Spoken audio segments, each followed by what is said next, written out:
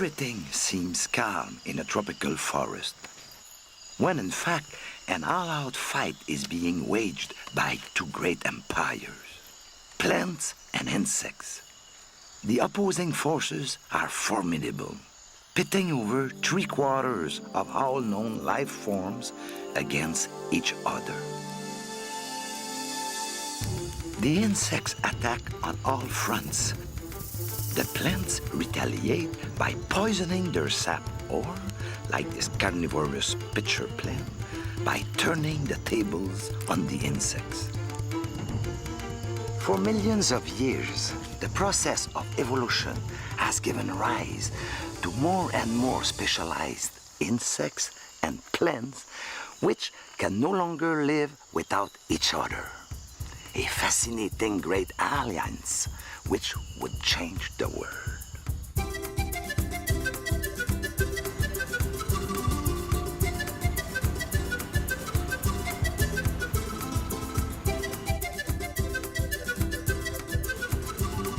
This morning, the supply boat Bizarro Uno is carrying Uno Bizarro passenger down the Amazon. We left Iquitos a good 2 hours ago, and we're almost at our destination, the little Peruvian village of Palmeiras.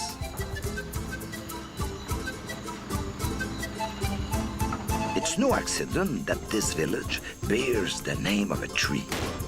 The forest surrounding Palmeiras is one of the richest in the world.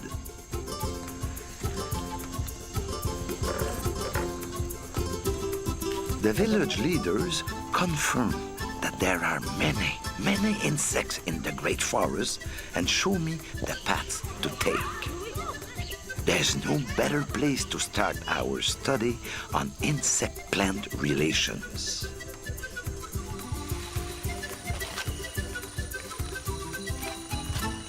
We think that all insects originated from an animal looking like this millipede and which fed on vegetal debris.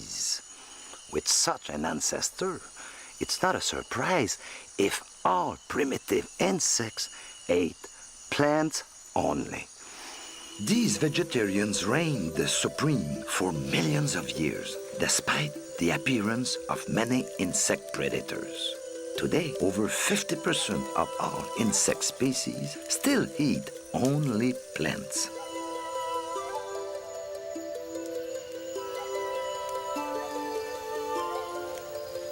These primitive insects opened hostilities by developing pointed beaks that enable them to pump up sap, filter it, and extract nutrients.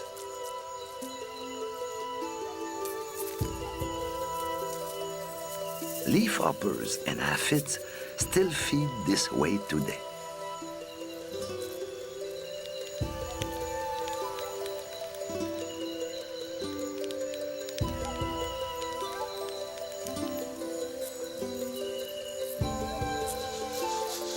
As plants diversified, new insects appeared, presenting ever bigger and better tools, such as mandibles for grinding plant tissue. Many insects focused their attacks on a single plant species. Today, their survival depends entirely on this one food source. For some insects, the sap of certain trees is mainly irresistible. And here is a good proof. You see, the sap oozing from this wounded tree attracted nearly all the harlequin beetles of this area.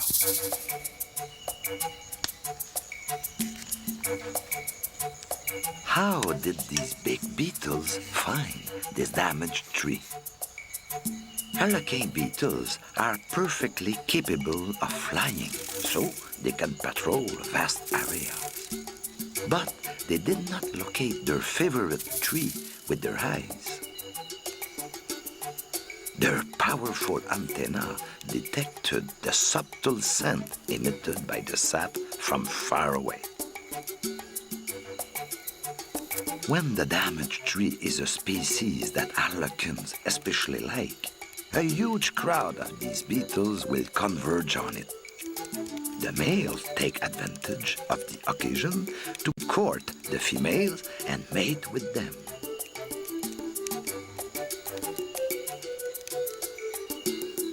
Insects had become a formidable army that could detect and exploit the slightest weakness of a plant.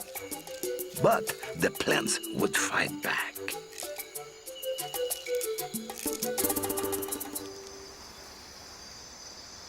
To stave off attack by plant-eating insects, some plants developed mechanical barriers like thorns or sticky hairs.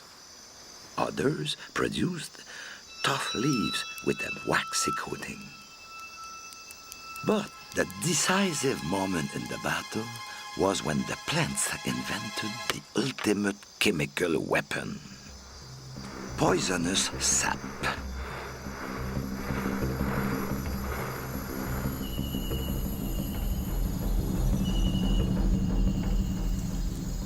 The sap of this deadly nightshade is so toxic that it is used to make one of the most potent poison, curare.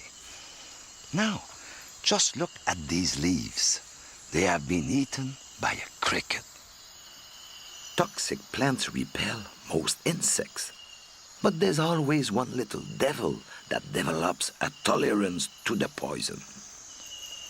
This morning, I have a meeting with a butterfly, an heliconid. It shouldn't be long. Oh, there it is.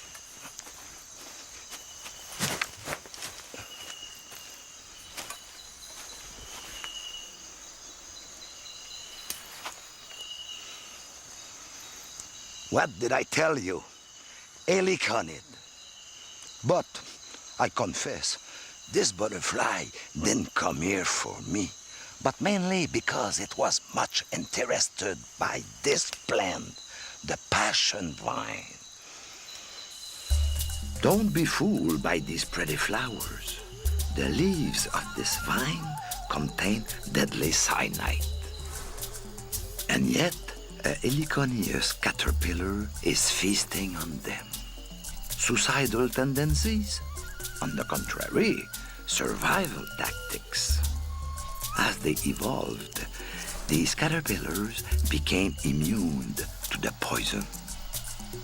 They built up so much poison in their bodies that predators leave them alone. But one good turn deserves another.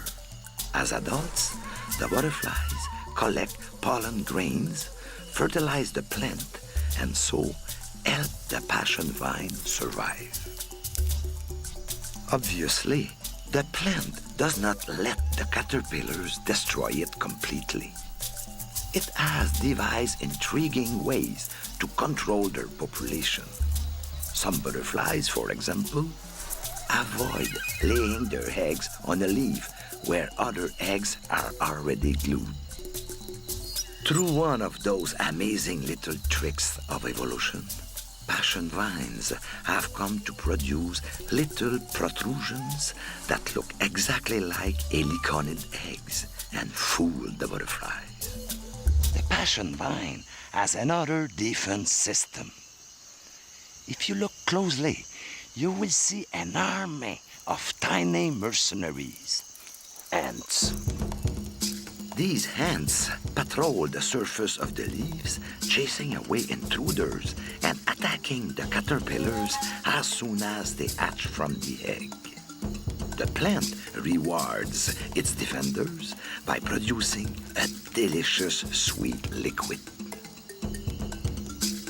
Dust opened a new chapter in insect-plant relations.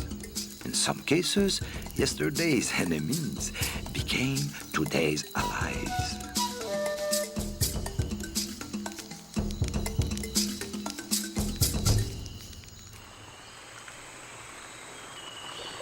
As we travel down this river, we will also travel back in time to the origins of the great alliance between plants and insects.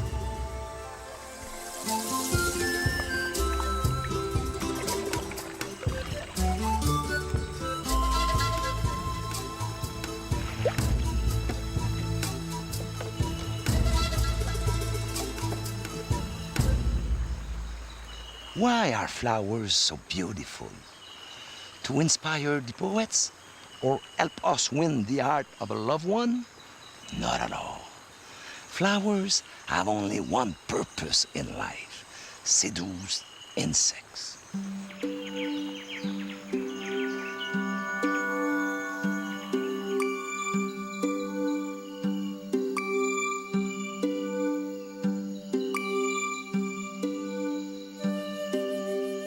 The flower is a reproductive organ which operates in a very simple manner.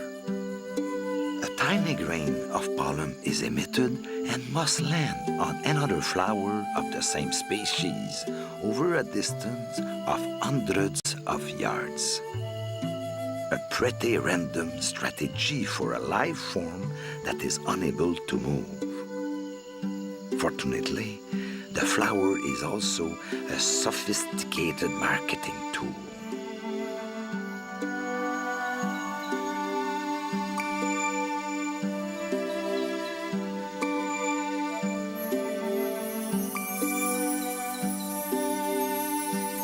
It is able to entrust this delicate mission to the cleverest and most diligent messenger in the world, an insect.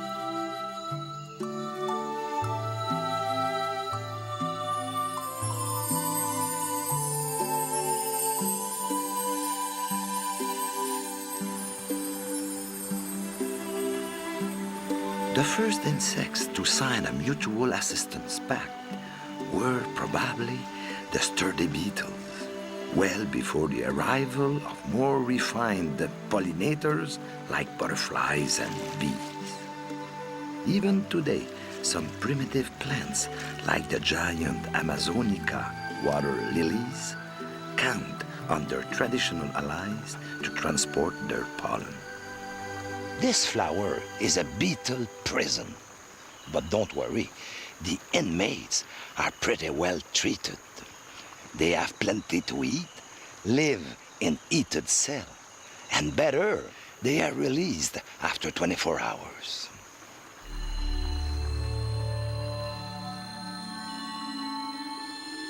The prisoners trapped at the bottom of these flowers are Cyclocephala, little brown beetles of the scarab family. At nightfall, the Amazonica flower opens. The temperature inside the flower rises several degrees to speed the evaporation of a powerful fragrance that has an irresistible attraction for these beetles. The insects enter the flower, which then closes around them. All day, they crawl around inside the flower, feeding on the sticky protein-rich parts. Their bodies become sticky, and soon they are covered with pollen grains. At nightfall the next day, the flower opens again, freeing the pollen-laden beetle, which immediately flies off to find another flowering water lily.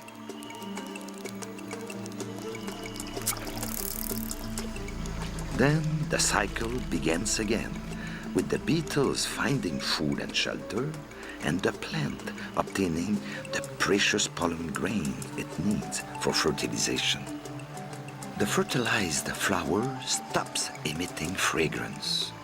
It turns purple and disappears underwater, soon to re-emerge and open into a gorgeous giant water lily. This is how plants and insects began forming the first alliances. And these will lead to the evolution of even more efficient and sophisticated insects. Over millions of years, the relationships between plants and insects have become more and more specialized. To ensure the loyalty of their pollinators, some flowers began to provide them with fuel by producing a sweet, high-energy liquid, nectar.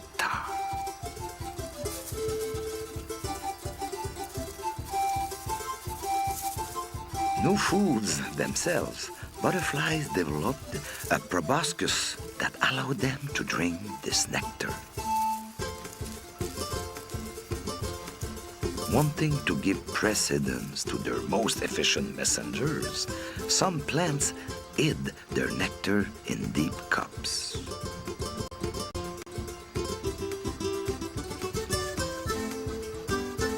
Now, only the Sphinx moth could take advantage of these flowers' generosity.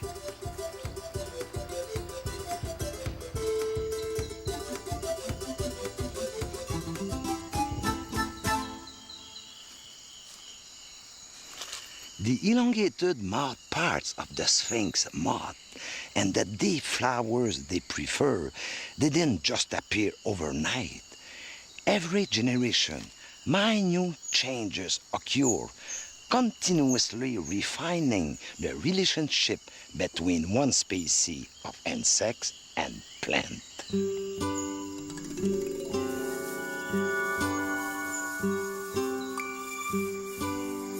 Some plants began to produce large quantities of pollen, and so bees developed little sacs on their legs to help them collect it. Some plants changed the structure of their flowers to provide landing platforms for the bees, and even colored lines to guide them to the center of the flower and the pollen. There are plants that seem to have an ongoing dialogue with their pollinators. Once fertilized, the flower changes from mauve to white, telling the bees not to waste their time. This flower does the same thing, only with red and orange.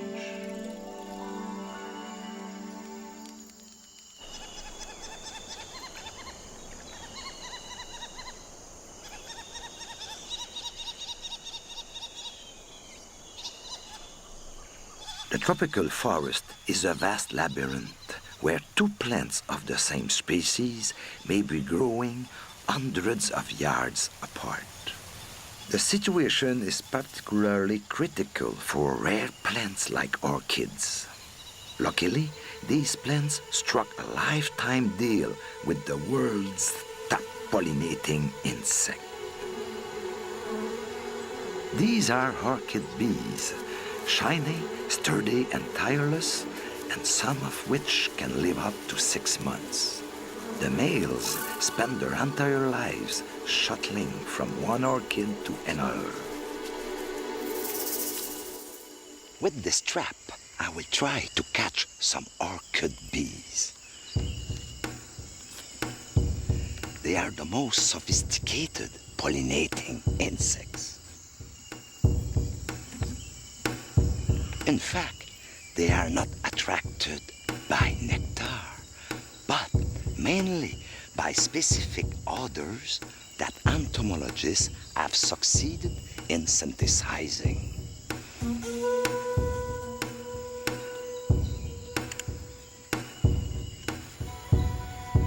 Orchids have linked their survival directly to the bees' survival. Without their fragrances, the male bees cannot mate. The more fragrances a male collects, the more he proves his worth and experience to female. The champions can accumulate up to 100 different fragrant substances. Only a few drop, and we're in business. Be patient. Only a minute later, the first males arrive to collect the fragrant liquid in little sacs on their hind legs, which act like sponges.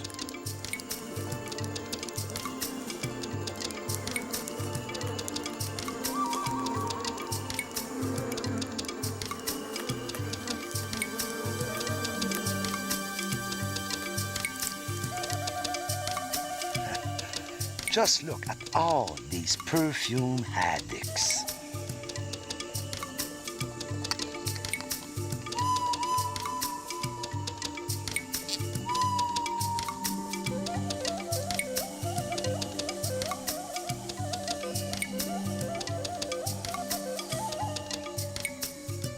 Orchids produce these substances to force the bees to transport their pollen.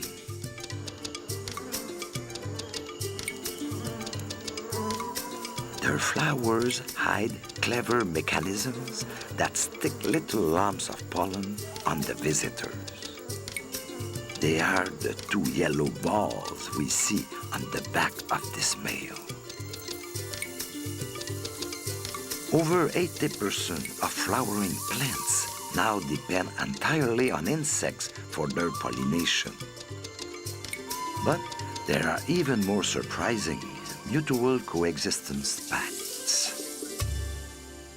Here's a tree that looks as if it's being cared for by a gardener, or should I say, thousands of gardeners.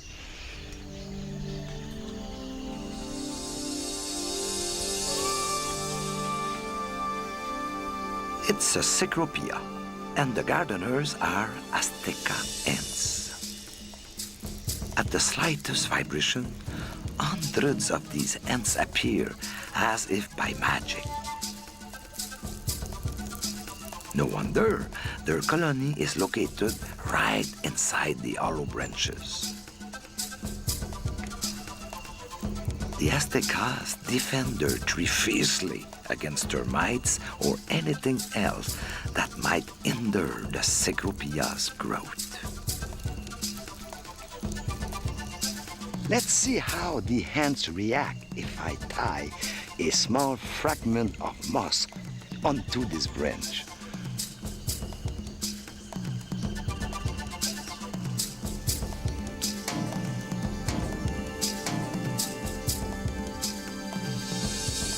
The Aztecas immediately swarm all over this unidentified object. They will gnaw at it and cut it into pieces until there's nothing left of it.